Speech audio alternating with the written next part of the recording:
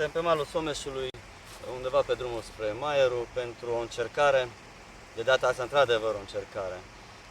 Vom încerca să aprindem focul prin cea mai tradițională metodă, cea cu două bețe frecate unul de altul. N-am mai făcut asta, o să încercăm să vedem dacă iese și povestim rezultatele. Până atunci, pentru că ne atacă foarte puternic țânțarii, o să folosesc din nou repelentul de țânțari, buretele ăla ce crește pe lemnele putrede.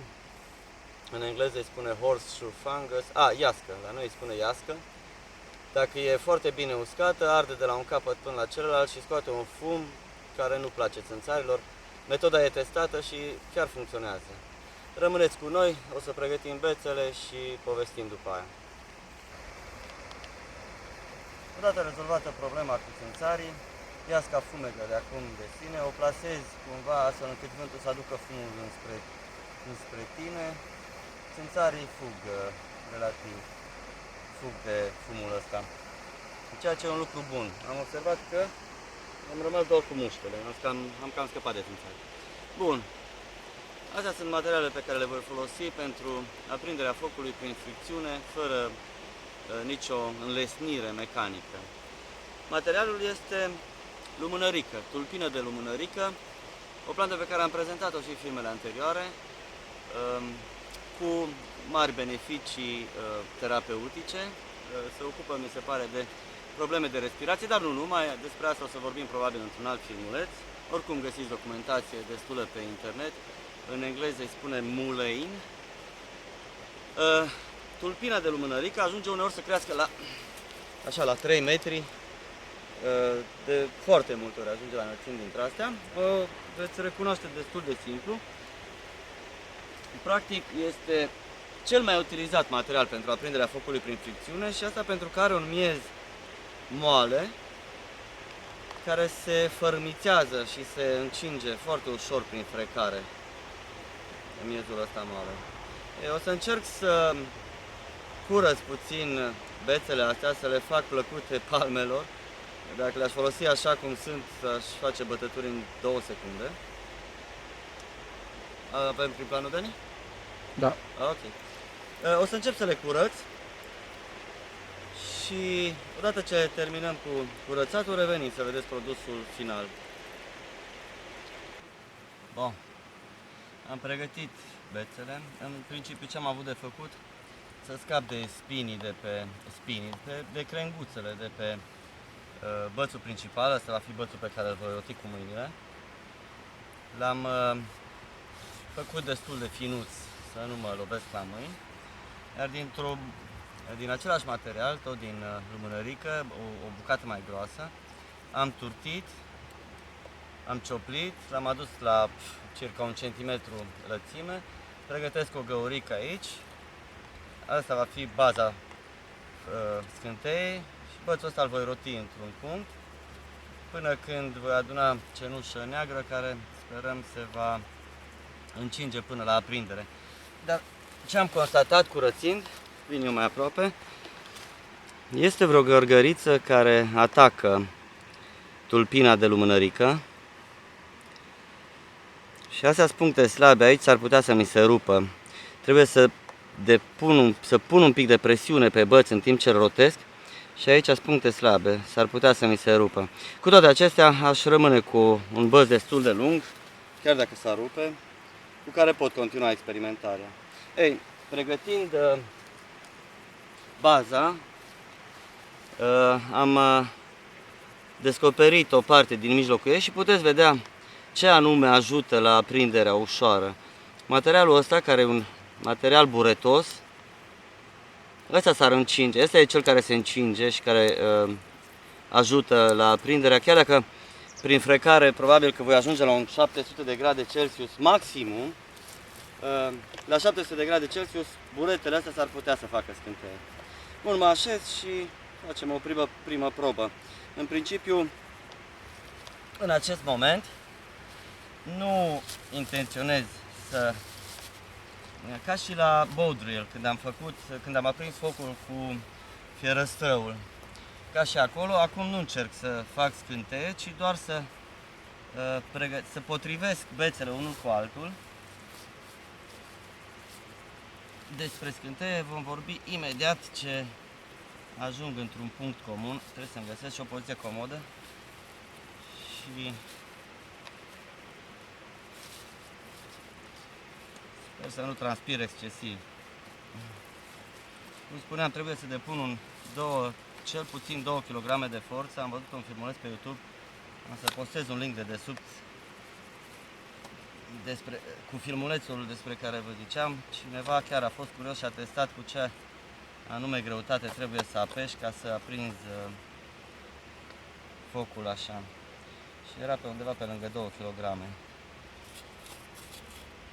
Acum încerc doar să formez o depresiune în tabla principală.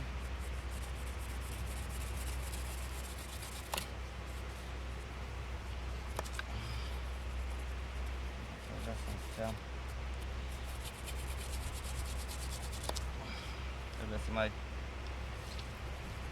pregătesc puțin aici.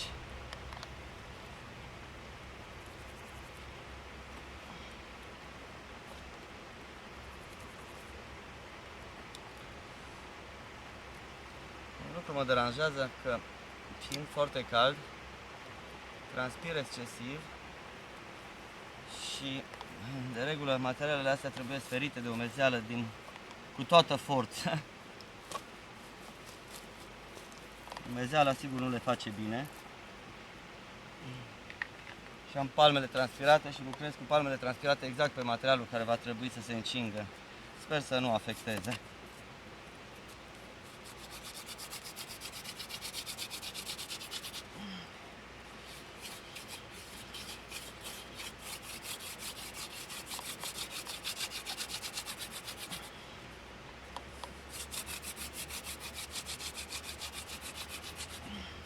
Uluitor, deja mi iese fum.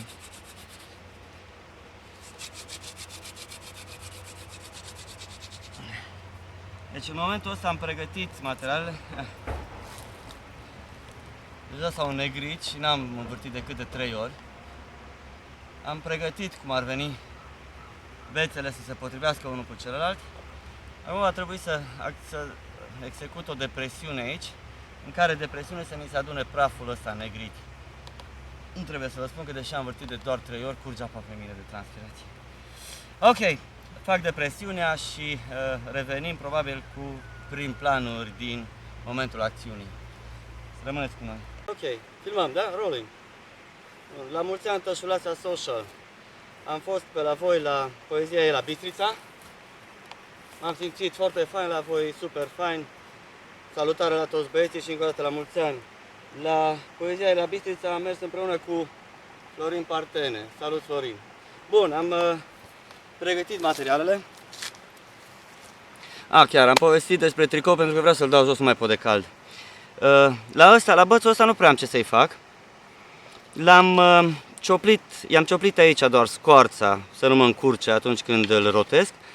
La board, la masa principală, nu știu cum se zice, la suportul principal, după ce am potrivit bețele unul cu altul, am făcut un mic V în care care va acționa ca un burghiuț. Și acolo se va aduna praful înnegrit, care până la urmă se va încinge și sperăm va face scânteie. Bun, mă pun în poziție în așa fel încât să se vadă în cameră eventualul rezultat. Și o să montez, cred că și cealaltă cameră, să încercăm din 2 poziții, să sperăm că ne iese. Revenim imediat ce pregătim.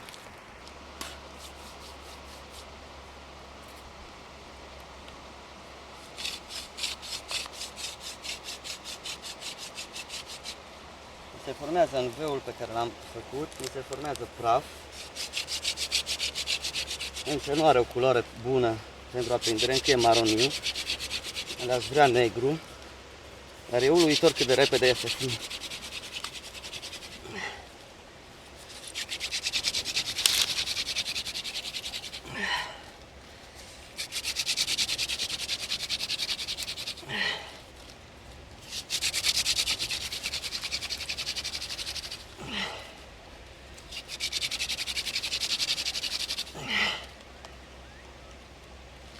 Vreau să vedeți praful. Ăsta maroniu. În momentul în care vrea să se aprindă, va fumega de la sine. Am impresia că baza nu e cel mai bun material. Se consumă prea repede pentru bățul ăsta. În caz că nu iese cu baza asta, încercăm să facem din alt material. Deja cred că am străpuns-o. În momentul ăsta apăs puternic.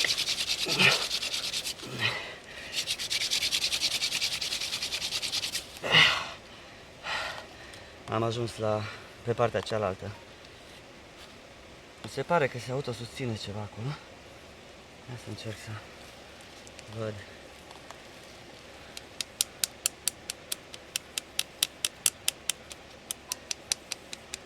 Da. Fumegă de la sine. Nu mă așteptam, dar iacă, în 30 de secunde avem foc. Hop, hop, hop. Tremurile de la oboseală. Incredibil, într-adevăr, lumânărica face minuni în sensul ăsta, în cazul ăsta. Nu mă așteptam să fie atât de ușor. Good luck! Ha?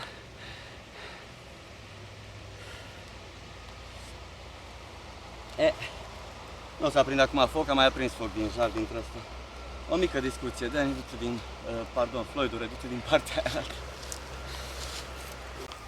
M-au întrebat prietenii, de ce fac lucrurile astea? Ați văzut, am brichetă la mine, nu e nicio problemă, chiar sunt fumător și am tot timpul cu mine brichetă, deci pot să aprind focul chiar fără să transpir, foarte ușor. De ce o fac? Odată pentru că e distractiv, întotdeauna mă distrez.